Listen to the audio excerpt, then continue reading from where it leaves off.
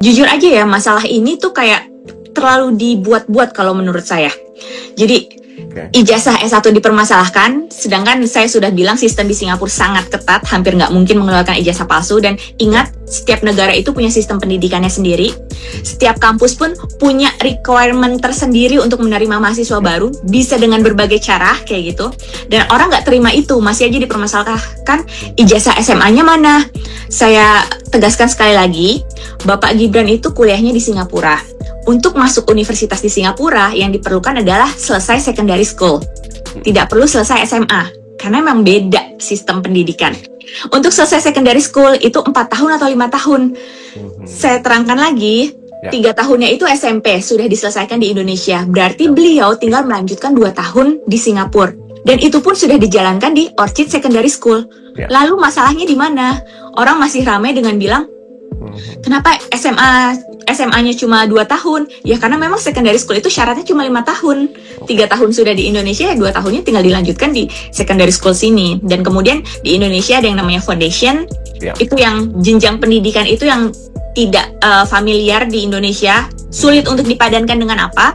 Dan kalaupun KPU akhirnya menuliskan UTS itu sebagai SMA, menurut saya itu juga sudah tepat. Karena gini, data di KPU itu kan data publik yang dilihat oleh masyarakat Indonesia. Kalau KPU menuliskannya itu Orchid Secondary School sebagai secondary school, lalu UTS sebagai foundation, masyarakat bingung apa nih kayak gitu. Jadi menurut saya KPU menuliskan Orchid Secondary School sebagai SMA dan UTS sebagai SMA itu sudah tepat supaya masyarakat paham, oh SMP-nya kan sudah jelas di Indonesia. Kemudian jenjang pendidikan setelah SMP kan SMA. Jadi itu untuk mempermudah masyarakat biar paham aja.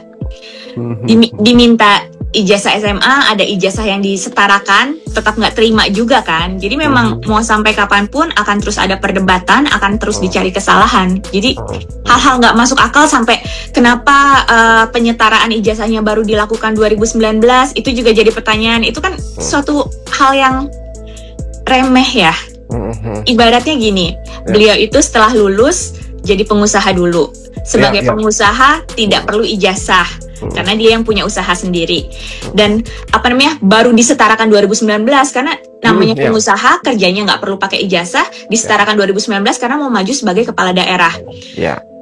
Kecuali kalau misalnya dia ada kepentingan setelah lulus pengen buru-buru masuk PNS atau pengen buru-buru masuk ke pemerintahan, barulah lulus langsung buru-buru disetarakan ijazahnya. Kan ini memang saat itu beliau belum ada kepentingan untuk terjun ke pemerintahan kan, jadi baru disetarakan ketika beliau mau mencalonkan diri sebagai kepala daerah, ya itu bukan suatu masalah.